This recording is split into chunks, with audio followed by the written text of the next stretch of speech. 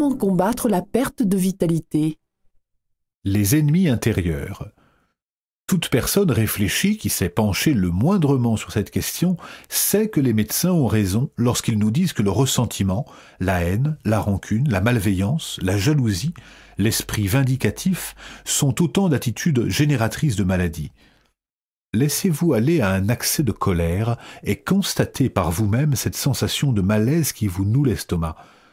Les réactions chimiques du corps sont produites par des débordements émotifs qui se traduisent par des maux de ventre, des sensations de malaise. S'ils se produisent et se répètent de façon violente ou latente pendant un certain temps, l'état de santé général de l'organisme s'en ressentira forcément. Alors que nous parlions d'une connaissance commune, un médecin me dit que ce patient était décédé d'une rancunité aiguë. Il avait vraiment le sentiment que son patient devait son décès à une haine qui le rongeait depuis longtemps. Il a tellement mobilisé et usé son organisme que ses défenses naturelles, considérablement affaiblies, n'ont plus eu assez de résistance pour lutter contre les agressions extérieures et la maladie. Il s'est lui-même miné physiquement par la malignité de sa rancune. Alors, si vous êtes plus fragile que la moyenne des gens, je vous propose de vous livrer à un auto-examen. Demandez-vous honnêtement si vous ne nourrissez pas quelque rancune, quelque ressentiment, quelque instinct vindicatif. Et si c'est le cas, tâchez de vous en débarrasser sans plus attendre. Si ces malaises sont absolument inoffensifs pour les autres, ils peuvent par contre vous faire du tort à vous-même. Ils vous rongent jour après jour, sans avoir jamais aucun pouvoir contre ceux envers qui vous les entretenez. Bien des gens doivent leur mauvaise santé, non pas à ce qu'ils mangent, mais bien à ce qui les mange. Les malaises émotionnels se retournent contre vous, sapent votre énergie, diminuent votre efficacité et entraînent la détérioration de votre santé. Et évidemment, ils sapent votre bonheur. Un médecin me parlait récemment d'une jeune femme qui fut admise à l'hôpital alors que sa température avait atteint près de 40 degrés. Elle souffrait d'un type précis d'arthrite rhumatismale. Ses articulations s'étaient dangereusement enflées. Afin de pouvoir faire une étude complète de son cas, le médecin ne lui prescrivit aucune médication, si ce n'est un léger sédatif. 2 jours s'écoulèrent, puis la jeune femme demanda au médecin « Combien de temps encore vais-je être dans cet état? Jusqu'à quand comptez-vous me garder à l'hôpital ?»« J'ai bien peur, lui répondit-il, que vous en ayez pour 6 mois. » « Voulez-vous dire que je devrais attendre tout ce temps avant de pouvoir me marier ?» demanda-t-elle. « Je suis désolé, mais je ne peux vous promettre mieux. » Cette conversation eut lieu le soir. Le lendemain matin, la température de la patiente était redevenue normale et l'enflure articulaire avait complètement disparu. Incapable de s'expliquer un tel changement, le médecin la garda en observation pendant 2 jours encore, puis l'autorisa à rentrer chez elle. 1 mois plus tard, elle était de retour à l'hôpital dans le même piteux état, 40 degrés de température et les articulations enflées. Des entretiens permirent d'établir que son père voulait la voir épouser quelqu'un de son choix à lui, pour des raisons purement économiques. Cette jeune femme aimait son père et souhaitait combler ses vœux, mais ne voulait pas épouser un homme dont elle n'était pas éprise. Son subconscient lui était alors venu en aide, d'une certaine façon, en l'affligeant de cette maladie. Le médecin expliqua donc au père que s'il s'entêtait à exiger ce mariage, il risquait de voir sa fille devenir handicapée. Lorsqu'elle apprit qu'elle n'était plus contrainte à ce mariage, la jeune femme se rétablit rapidement et définitivement. N'allez pas croire que si vous souffrez d'arthrite, c'est que vous avez épousé la mauvaise personne. Cette anecdote vise simplement à illustrer le rapport entre la souffrance mentale et un mauvais état de santé.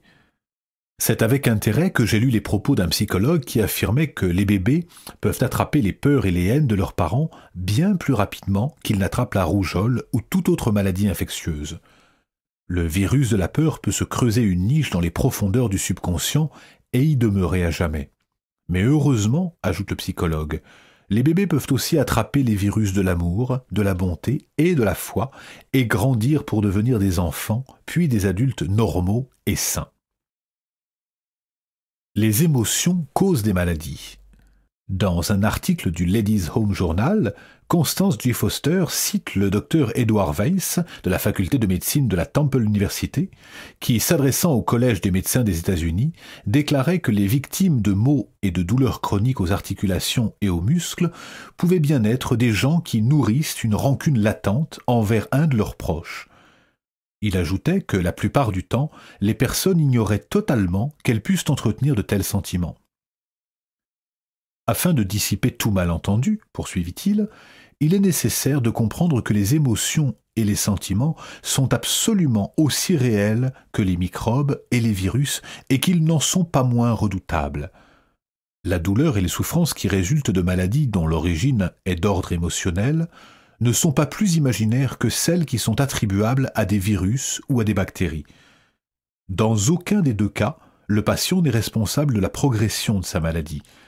Les personnes affligées de ces maux ne souffrent pas de maladie mentale, mais plutôt d'un dérèglement de leurs émotions, souvent liés à des conflits conjugaux ou à des problèmes de relations parents-enfants.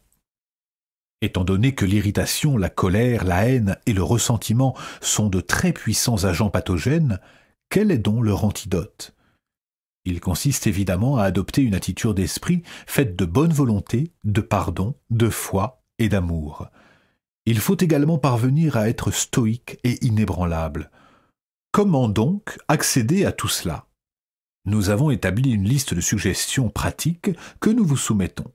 Beaucoup les ont essayées et ont obtenu d'excellents résultats, notamment lorsqu'il s'agit de lutter contre la colère. Une utilisation soutenue de ces suggestions peut procurer à la longue un sentiment de bien-être. 1. Rappelez-vous que la colère est une émotion, et qu'une émotion est toujours violente et ardente. Voilà pourquoi il importe de refroidir sa véhémence. Mais comment y arrive-t-on ? Lorsque quelqu'un se met en colère, ses poings ont tendance à se serrer, sa voix à devenir stridente, le voilà dressé, prêt au combat, tendu par la montée d'adrénaline. Toute l'agressivité primitive ancestrale est là. Il faut alors combattre délibérément l'ardeur de cette émotion en la refroidissant. Faites preuve de volonté et consciencieusement détendez vos doigts afin d'éviter de serrer les poings. Baissez le ton de votre voix jusqu'à ce que celle-ci ne soit plus qu'un murmure. Calez-vous dans un fauteuil ou mieux, étendez-vous. Il est difficile de perdre la tête dans de telles positions. 2. Dites-vous à voix haute « Ne fais pas l'imbécile, cela ne te mènera nulle part. » Alors, du calme. 3. L'une des meilleures techniques pour apaiser la colère nous vient de Madame Grace Oursler, qui a toujours eu recours à la vieille technique qui consiste à compter jusqu'à 10. 4. La colère est un terme général qui désigne l'accumulation d'une multitude de petites frustrations, qui peuvent sembler assez bénignes lorsqu'elles sont prises individuellement, mais qui, additionnées, acquièrent un pouvoir dévastateur considérable qui nous plonge dans un état de confusion totale.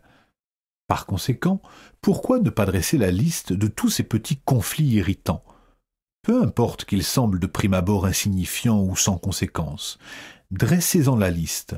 Cela permettra d'assécher les petits ruisseaux qui alimentent le grand fleuve de la colère. 5. Faites de chaque frustration l'occasion d'une prière. Plutôt que de tenter d'enrayer d'un coup toute la colère, qui, ainsi que nous l'avons indiqué, est une masse compacte, il vaut mieux couper court à chacune des vexations qui la composent en se recueillant dans la colère.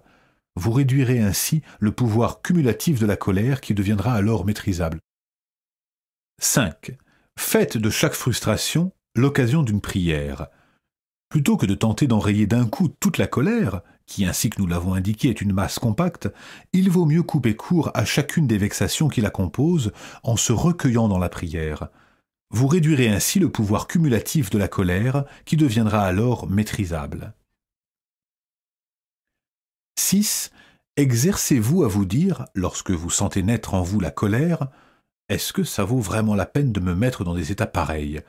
Émotivement, c'est bouleversant, sans compter que je me rends ridicule et que je risque de perdre mes amis. » Afin de s'assurer que cette technique est pleinement efficace, il est recommandé de se faire quelques fois par jour la réflexion suivante. Cela ne vaut jamais la peine de perdre les pédales pour quoi que ce soit, de se ruiner en émotions pour de petites frustrations sans valeur. 7. Tentez, lorsqu'une situation irritante se présente, de passer à travers le plus rapidement possible. Ne la laissez surtout pas couver 1 minute de trop. Agissez sur le champ. Ne vous laissez pas aller à la bouderie ou à l'auto-apitoiement. Ne broyez pas du noir et n'entretenez pas de ressentiment. Dès qu'on est émotivement blessé, il faut réagir comme si on se blessait un doigt, en se soignant tout de suite, faute de quoi la situation risque de prendre des proportions démesurées. 8. Armez votre esprit de vigilance et ne lui permettez pas de garder en vous ce qui vous gêne et vous tracasse. Allez voir quelqu'un de fiable et videz votre cœur jusqu'à ce qu'il soit libéré de toute rancune.